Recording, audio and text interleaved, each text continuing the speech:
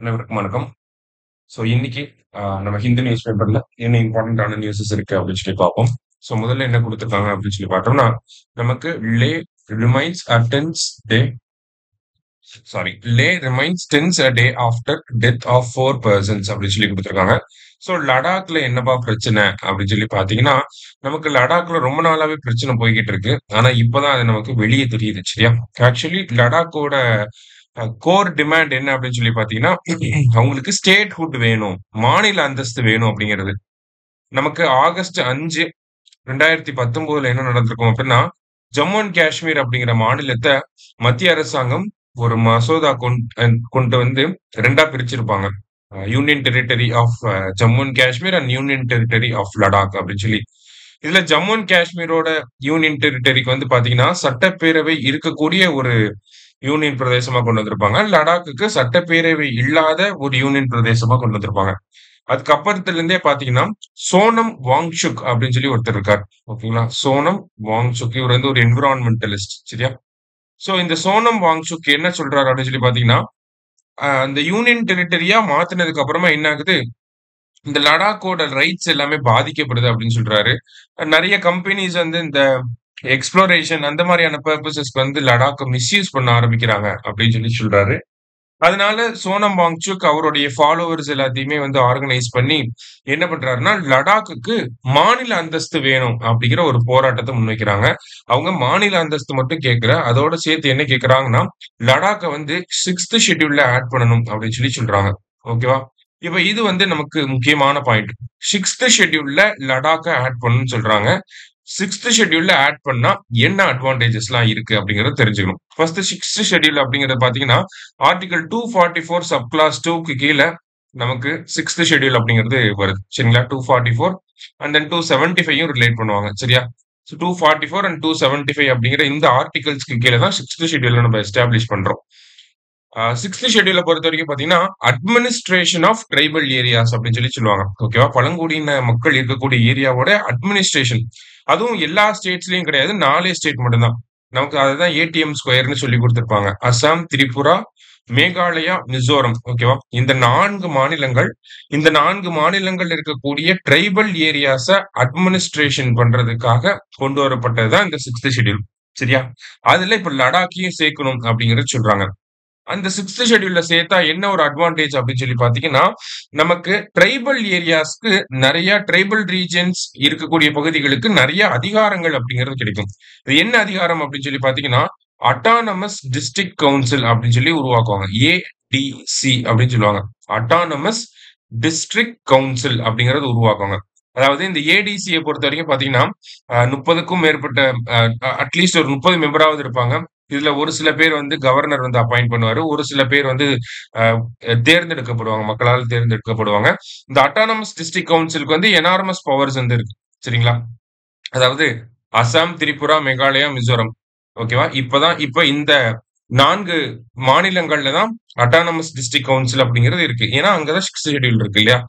இந்த autonomous district கவுன்சில்ல வந்து பாத்தீங்கன்னா, அவங்களுக்கு இருக்கக்கூடிய அதிகாரங்கள் என்ன அப்படிங்கிறத நம்ம தெரிஞ்சுக்கணும். ஓகேவா? இப்ப உதாரணத்துக்கு அ லேண்ட் ரிலேட்டடான விஷயங்கள், ஃபாரஸ்ட் ரிலேட்டடான விஷயங்கள், ப்ராப்பர்ட்டி ரிலேட்டடான விஷயங்கள். இது எல்லாத்தையுமே முடிவு பண்ணக்கூடிய இடத்துல யார் இருப்பாங்க? இதுல ஏதாவது பிரச்சனை வருது, இதுல ஏதாவது ரெகுலேஷன கொண்டு வரணும்னா, அத ஏடிசி தான் முடிவு பண்ணுவாங்க. ஓகேவா?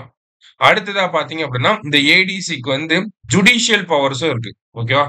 இது இப்ப அசாம்ல ஒரு ஒரு பர்ட்டிகுலர் பகுதியில வந்து ட்ரைபல் பீப்பிள் அதிகமா இருக்காங்க அப்படின்னா, அங்க அட்டானமஸ் டிஸ்ட்ரிக்ட் கவுன்சில செட்டப் பண்ணுவாங்க.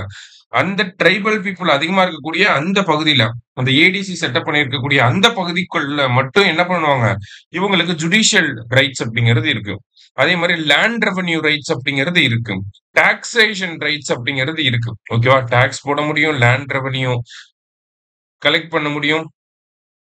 பிரைமரி ஸ்கூல்லாம் செட்டப் பண்ண முடியும். ஜுடிஷியல் அதிகாரங்களும் இருக்கு. அந்த ஜுடிஷியல் ரைட்ஸ் அப்படிங்கிறதும் இருக்கு. லேண்ட், ஃபாரஸ்ட், ப்ராப்பர்ட்டி, இன்ஹெரிட்டன்ஸ் அப்படின்னு சொல்லுவாங்க. ஒருத்தர்கிட்ட இருந்து இன்னொருத்தருக்கு சொத்து போறது. அந்த இன்ஹெரிட்டன்ஸ் ரைட்ஸ் எல்லாமே இவங்களுக்கு இருக்கு. ஓகேங்களா? இவங்க தான் அது எல்லாமே வந்து ரெகுலேட் பண்ணுவாங்க. ஓகேவா? அந்த மாதிரி ஒரு மாநிலம் இருக்கு. இதுதான் ஒரு மாநிலம். இந்த மாநிலத்தோட இந்த பகுதியில ஃபுல்லா ட்ரைபல் பீப்பிள் அதிகமா இருக்காங்க அப்படின்னா, அப்ப அந்த பகுதியில ஏடிசிய செட்டப் பண்ணலாம். ஓகேவா? அந்த மாரி எத்தன மாநிலங்கள இப்ப செட்டப் பண்ண முடியும்? அசாம், திரிபுரா, மேகாலயா, மிசோரம் அப்படின்னு சொல்லி. இப்போ இந்த 4 மாநிலங்கள சேர்த்து எவ்வளவு அட்டானமஸ் டிஸ்ட்ரிக்ட் கவுன்சில் இருக்கு அப்படின்னு சொல்லி பார்த்தீங்கன்னா, 10 அட்டானமஸ் டிஸ்ட்ரிக்ட் கவுன்சில் வந்து இப்ப இந்தியாவுல நடைமுறையில இருக்கு. ஓகேவா? ஸோ இந்த மாரியான அட்வான்டேஜஸ்லாம் இருக்கு. அதே மாரி ஏடிசிய பொறுத்தவரைக்கும் பார்த்தீங்கன்னா, பினான்ஸ் கமிஷனோட ரெக்கமெண்டேஷன் படி தனியா நிதி ஒதுக்கீடு அப்படிங்கிறது செய்யப்படும். இந்த ட்ரைபல் ரீஜியன்ஸ்ல இருக்கக்கூடிய ஏடிசிக்கு. சரியா?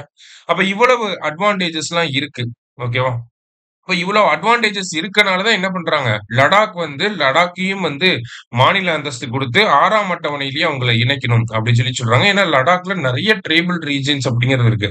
இப்ப லடாக்ல நெறைய ஏடிசி அப்படிங்கிறத உருவாக்கி மக்களுக்கு தேவையான விஷயங்கள வந்து பண்ண முடியும். சரியா?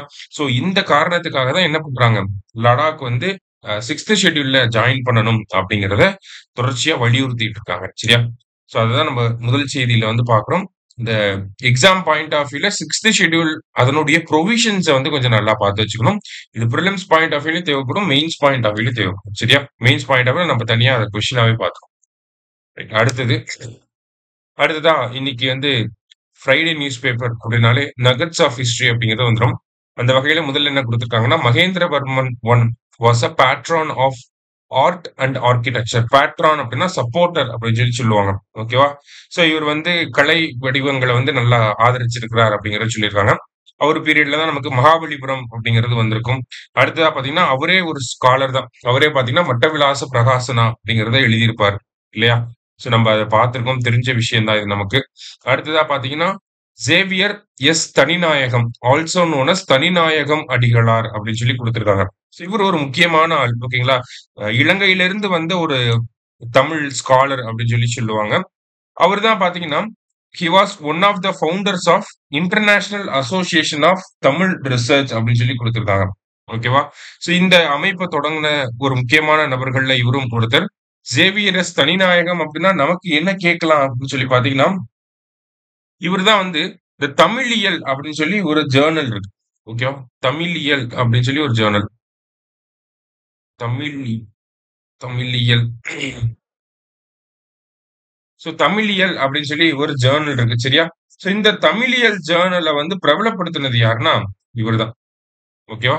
So Xavier S. Thaninayagam Adigalar அப்படின்னாலே, முக்கியமான வார்த்தை என்ன ஞாபகம் வச்சுக்கணும்னா, இந்த தமிழியல் அப்படிங்கிற ஜர்னல் அப்படிங்கிறத ஞாபகம் வச்சுக்கணும்.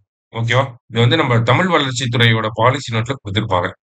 அடுத்தது, Parali Su. Nellaiyappar, close associate of V O. Chidambaram Pillai அப்படின்னு சொல்லி குடுத்திருக்காங்க. சோ வி.ஓ.சி வந்து இந்த Swadeshi steam navigation company October 16, 1906ல செட்டப் பண்றதுக்கு ஹெல்ப் பண்றதுக்கு நெறைய பேர் இருந்திருப்பாங்க இல்லையா? சோ அதுல ஒரு முக்கியமான நபர் யாருன்னா, பரளி சு. நெல்லையப்பர் அப்படிங்கிறவர். ஓகேவா? அவர் வந்து வி.ஓ.சி கூடயே இருப்பாரு அப்படிங்கிறத குடுத்திருக்காங்க. அடுத்தது சமீபத்துல மோகன்லால் அவர்களுக்கு தாதா சாஹிப் பால்கே அவார்ட் வந்து குடுத்திருந்தாங்க. அந்த வகையில தமிழ் ஆட்கள் யாருக்கெல்லாம் குடுத்திருந்தாங்க அப்படிங்கிறத நம்ம முன்னாடியே பார்த்திருந்தோம். இங்கேயும் அதே தான் குடுத்திருக்காங்க. 1996ல சிவாஜி கணேசன், 2010ல கே. பாலச்சந்தர், 2019ல ரஜினிகாந்த் அவர்களுக்கு தமிழகத்திலிருந்து இந்த அ தாதா சாஹிப் பால்கே விருது பெற்ற நபர்களாக இருக்காங்க. சரியா? அடுத்தது, India's first dugong reserve in பார்க்வே கெய்ன்ஸ் குளோபல் ரெகக்னிஷன் அப்படின்னு சொல்லி குடுத்திருக்காங்க. அதாவது தமிழ்நாடு அரசாங்கம் 2022ஆம் ஆண்டு டுகாங் அப்படிங்கிற இந்த கடல் பசுக்கு ஒரு அ ரிசர்வ் வந்து செட்டப் பண்ணியிருக்கோம். சரிங்களா? சோ அது வந்து இப்ப ஐயூசிஎன்ல வந்து பாத்தீங்கன்னா, ஐயூசிஎன் அப்படின்னா international union for conservation of nature அப்படின்னு சொல்லி சொல்லுவாங்க. அங்க வந்து ஃபார்மலா ஒரு மோஷன் வந்து அடாப்ட் பண்ணியிருக்காங்க. அத வந்து ரெகக்னைஸ் பண்றதுக்கு. ஓகேவா? சோ மோஷன் அப்படின்னா ப்ரொபோசல் அப்படின்னு சொல்லி சொல்லுவாங்க.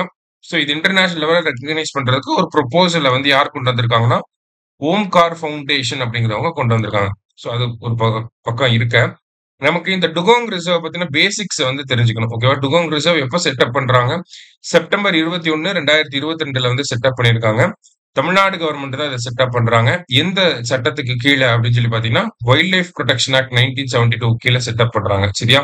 சோ இந்த டுகோங் கன்சர்வேஷன் ரிசர்வ் அப்படிங்கிறது நமக்கு பார்க்வே ரீஜியன்ல வந்து இருக்கு. ஓகேவா? பார்க்வே ரீஜியன்ல இருக்கு. கிட்டத்தட்ட 448.34 ஸ்கொயர் கிலோமீட்டரா இருக்கு. இந்த நம்பர் கூட செக் வைக்கிறாங்க.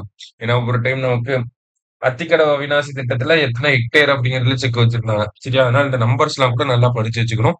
ஸோ டுகாங் கன்சர்வேஷன் ரிசர்வ் வந்து 448.34 ஸ்கொயர் கிலோமீட்டரா இருக்கு. ஓகேவா? ஸோ அதே மாதிரி இந்த ரீஜியன்ல ஏன் செட்டப் பண்றாங்க அப்படின்னு சொல்லி பாத்தீங்கன்னா, அந்த பார்க்வே ரீஜியன்ல தான் அதிகமா சீ கிராஸ் மெடோஸ் அப்படிங்கிறது இருக்கு. இந்த சீ கிராஸ் மெடோஸ் தான் அதிகமா இந்த டுகோங் வந்து சாப்பிடும். ஏன்னா டுகோங் வந்து வெஜ் மட்டும் தான் சாப்பிடும். ஓகேங்களா? ஹண்ட் பண்ணி சாப்பிடாது. ஒன்லி வெஜிடேரியன்ஸ மட்டும் தான் சாப்பிடும் டுகோங். சரியா? ஸோ அதனால என்ன பண்றாங்க, சீ கிராஸ் மெடோஸ் வந்து அதிகமா எங்க இருக்கோ அந்த ரீஜியன்ல வந்து இத செட்டப் பண்ணிக்கிறாங்க. அடுத்ததா பாத்தீங்க அப்படின்னா, இது வந்து நமக்கு வல்னரபிள் டூ எக்ஸ்டிங்க்ட் அப்படிங்கிற அந்த கேட்டகரியில வந்து பிளேஸ் பண்ணியிருக்காங்க. சரியா? ஸோ இந்த பேசிக் டேட்டாஸ வந்து படிச்சுக்கிறோம். அடுத்ததா பாத்தீங்க அப்படின்னா, ஐயுசிஎன் பொறுத்தவரைக்கும் பாத்தீங்கன்னா, இன்னும் தமிழ்நாடு அரசாங்கம் எடுத்த இன்னொரு ஸ்டெப்பையும் வந்து ரொம்ப பிரபலமா பேசியிருக்காங்க. என்ன பண்ணியிருக்காங்க அப்படின்னா, தமிழக அரசாங்கம் இந்த சீ கிராஸ் மீடோஸ நெறைய வளர்க்கறதுக்காக என்ன பண்ணியிருக்காங்கன்னா, நம்ம வந்து பேம்பு யூஸ் பண்ணியிருக்கோம். அதே மாரி கோகனட் ரோப்ப வந்து யூஸ் பண்ணியிருக்கோம். ஓகேங்களா? ஸோ பேம்பு ஃப்ரேம்ஸ் அதாவது கடலுக்கு அடியில பேம்பு ஃப்ரேம் வந்து செட்டப் பண்ணியிருக்கோம். கோகனட் ரோப்ப பேஸ் பண்ண ஃப்ரேம்ஸ வந்து செட்டப் பண்ணியிருக்கோம். ஸோ அதுல வந்து அந்த சீ கிராஸ் மீடோஸ் வந்து நல்லா வளரும். சரிங்களா? ஸோ இந்த மாதிரியான ஒரு இன்னோவேட்டிவான சயின்டிஃபிக்கான அப்ரோச்ச வந்து அ சவுத் ஏசியன் லெவல்ல நம்ம ஸ்ப்ரெட் பண்ணணும் அப்படிங்கிறதையும் சொல்லியிருக்காங்க. சரியா? ஸோ அதையும் நம்ம இந்த இடத்துல தெரிஞ்சுக்கிறோம். ஸோ இன்னைக்கு நியூஸ் பேப்பர்ல இருந்து முக்கியமான விஷயங்கள பார்த்திருக்கோம். நன்றி.